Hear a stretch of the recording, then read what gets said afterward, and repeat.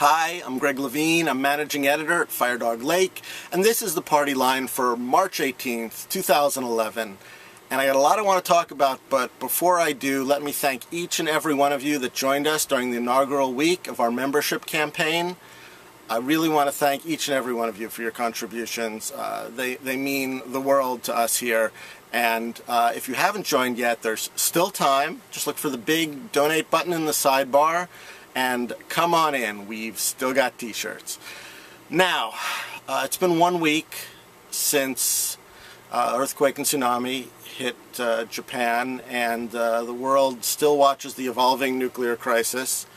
And nations all over the world have decided it's time to perhaps re-examine their commitment to nuclear energy, to at least say we should pause, we should take stock of our programs, we should examine existing reactors and perhaps put a hold on constructing new ones.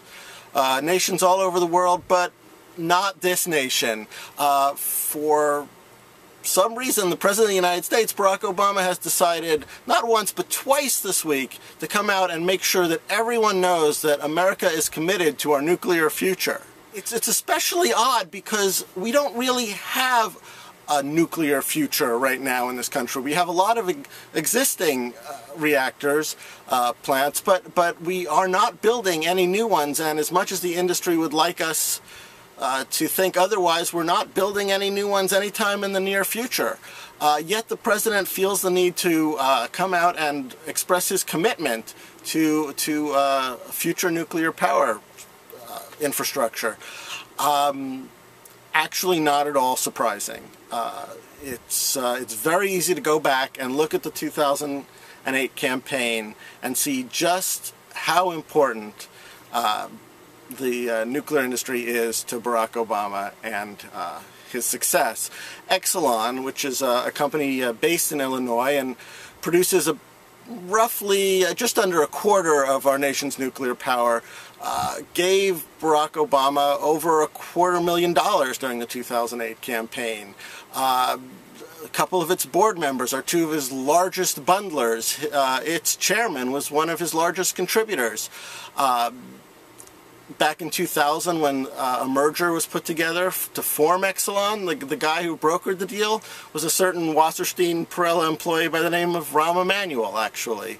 And there was actually a flap during the 2008 campaign about a bill that Obama authored as a junior senator that was supposed to require nuclear power plants to inform the NRC and the residents around the power plants of any accidental leaks, and initially was supposed to require them and was eventually watered down to a recommendation that they inform the government, and the bill actually never got out of committee, but it became very clear very soon after that it was pretty much a quid pro quo by Obama in response to pressure and then reward in the form of contributions for Exelon.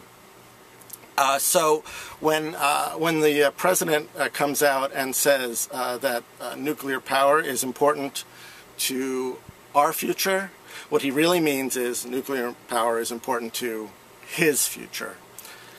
And I can't end there, because I also have to note that while we continue to stress and watch and worry about the reactors in northern Japan and their various states of meltdown, the largest wind farm in Japan, which is also owned by TEPCO, the Japanese power company that owns the Fukushima reactors, the largest wind farm which is located roughly about 300 kilometers from the epicenter of last Friday's quake, is up, running, and doing just fine. It survived the quake and it survived the tsunami.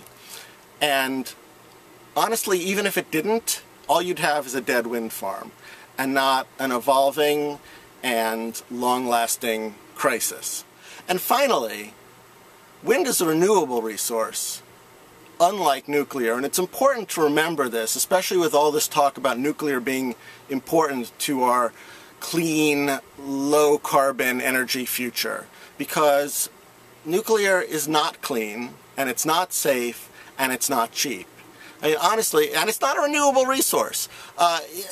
Uranium does not walk up to the door of the reactor, knock on it, and say, use me. Uranium has to be mined. And uranium mining honestly makes coal mining look like building sandcastles at the beach. It's either done in vast open pits that require large amounts of water to tamp down all the radioactive dust, and that causes toxic runoff, or it's done in shaft mining, which exposes the miners to massive amounts of radon gas. We're still cleaning up from the uranium mining we did in the middle of the last century. We're still paying for the unfortunately mostly Navajo people who were the uranium miners, and a lot of them got small cell carcinomas from their work. We're actually in the middle of a 5-year plan to try and clean up some of the uranium mines on Navajo lands in the western part of the United States.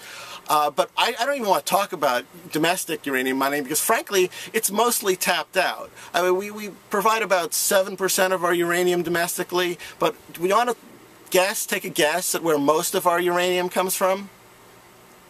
It comes from Russia. About a third of our uranium comes from Russia, and if you toss in places like Kazakhstan and Uzbekistan, you're up to about 40%. The other half pretty much comes from Canada and Australia. It is not a domestic source of energy, and it's not a source of energy that we only get from friends. So also really not part of our energy future if you're talking about stability. And of course, most importantly, not even kind of close to cheap.